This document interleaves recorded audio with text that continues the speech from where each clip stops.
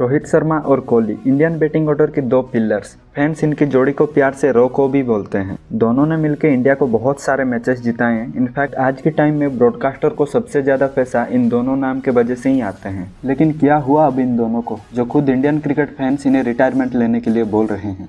12 साल बाद India home series हारने के बाद से लोग बहुत नाराज है रोहित और कोहली पे। सोशल मीडिया पे भी retirement is calling for you का हैशटैग चला रहे हैं इन दोनों के नाम पे। कुछ क्रिकेट फैंस का कहना है कि जैसे T20I से रिटायर हुए हैं वैसे ही टेस्ट मैचेस से भी रिटायर होकर यंगस्टर्स को चांस देना चाहिए। रोहित ने लास्ट 8 इनिंग्स में सिर्फ 104 रन बनाए 13 की एवरेज से, और इनमें से 6 बार सिंगल डिजिट पे आउट हुए हैं। ऐसे ही अगर विराट का लास्ट 8 इनिंग्स में देखा जाए तो 187 रन बनाए 26 की एवरेज से, जिसमें 5 बार 20 से कम रन में आउट हुए हैं। रोहित की परफॉर्मेंस को हम अटर फ्लॉप कह सकते हैं लास्ट 8 इनिंग्स में, और कोहली का बिलो एवरेज है, और ये नंबर्स ऐसे स्टार बैट्समैन को कभी भी जस्टिफाई नहीं करते। लेकिन क्या कुछ इनिंग्स की स्कोर को देख के हम इनकी लेगेसी को भूल जाना चाहिए, और क्या ये इतने बुरे परफॉर्म कर रहे हैं जो इन्हें टीम से निकाल देना चाहिए? वीडियो पूरा देखो, स्टैट्स के साथ डिस्कस करेंगे, और अभी तक सब्सक्राइब नहीं किया है तो सब्सक्राइब कर लेना।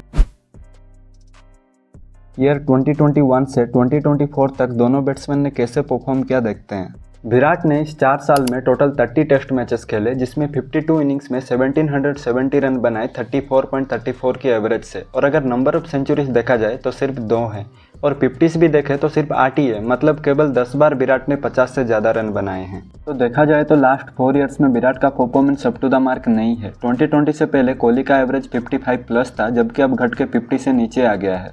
और ओवरऑल देखा जाए तो इस 4 साल में विराट का परफॉर्मेंस टेस्ट में उतना खास नहीं है। और अगर रोहित की बात की जाए तो इस 4 साल में रोहित ने टोटल 31 मैचेस खेले, जिसमें 56 इनिंग्स में 2100 रन बनाए 39 की एवरेज से। सो देखा जाए तो रोहित का परफॉर्मेंस ठीक ठाक ही था। और अगर हम इनकी लास्ट 4 ईयर्स की परफॉर्मेंस को अदर इंडियन बैट्समैन से कंपेयर करेंगे तो उतना भी बुरा परफॉर्मेंस नहीं है इनका। मानता हूँ दोनों ने लास्ट ईयर्स में पहले जैसा नहीं खेला, लेकिन एक एवरेज बैट्समैन की तरह तो खेला। और जबकि लास्ट 4 ईयर्स से ये दोनों ऐसे ही खेल रहे हैं, तो तब क्यों किसी ने रिटायरमेंट के लिए ट्रोल नहीं किया? और न्यूजीलैंड से हारने से पहले भी इन दोनों के रिटायरमेंट के बारे में किसी ने बात नहीं की। लेकिन जब से हम 12 साल बाद होम सीरीज हार गए हैं, तब से इन दोनों को ट्रोल किया जा रहा है रिटायरमेंट के लिए। लास्ट 8 इनिंग्स में इनका परफॉर्मेंस अच्छा नहीं था, लेकिन उससे पहले की 2-3 सीरीज देखोगे तो इनका परफॉर्मेंस बहुत बढ़िया था। दोनों ने ही अच्छे एवरेज से रन बनाए हैं। लेकिन लास्ट 8 इनिंग्स में फेल होने के बाद और न्यूजीलैंड से सीरीज हारने के बाद से इनको रिटायरमेंट होने के लिए ट्रोल किया जा रहा है। मैं तो कहूंगा कि इन बोलने वालों लोगों को इतना सीरियस नहीं लेना चाहिए। अगर यही 1-2 सीरीज देख के रिटायर ले लेना होता तो बहुत से लोग बहुत पहले ही रिटायरमेंट ले लेते।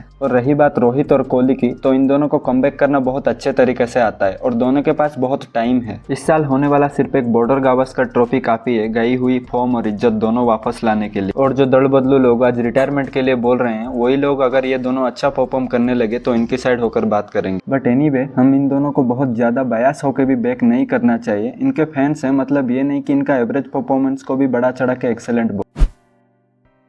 दोनों के पास भी एक कॉमन वीकनेस है जो इन्हें पिछले 4 साल से सता रही है, और वो है स्पिन। और अगर हम देखें इन 4 साल में पेस और स्पिन दोनों में से ये कौन सा बेटर खेल रहे हैं, रोहित ने पेस के खिलाफ 53 इनिंग्स में 1264 रन्स बनाए 43 के एवरेज के साथ, जिसमें वो 29 बार आउट हुए। और अगर विराट कोहली का देखें तो वो भी काइंड ऑफ सेम ही है। 38 इनिंग्स में 928 रन 37 एवरेज के साथ, जिसमें वो 25 टाइम्स आउट हुए। और देखा जाए तो इन दोनों का पेस के खिलाफ एवरेज उनका ओवरऑल एवरेज से ज़्यादा है। इससे पता चलता है कि दोनों पेस कंफर्टेबली खेल पा रहे हैं। लेकिन असली दिक्कत स्पिन में आ रही है। भले ही दोनों व्हाइट बॉल क्रिकेट में स्पिन को अच्छे तरीके से खेल रहे हैं, लेकिन टेस्ट क्रिकेट में दोनों ही बैट्समैन स्पिन के सामने घुटने टेक रहे हैं। सो हम स्पिन की बात करेंगे तो एशिया कंट्रीज में ज़्यादा बॉल स्पिन होती है। आई मीन एशियन कंट्रीज में ज़्यादा स्पिन फ्रेंडली पिचेस होते हैं, और एशियन कंट्रीज में इन दोनों का रिकॉर्ड उतना खास नहीं है।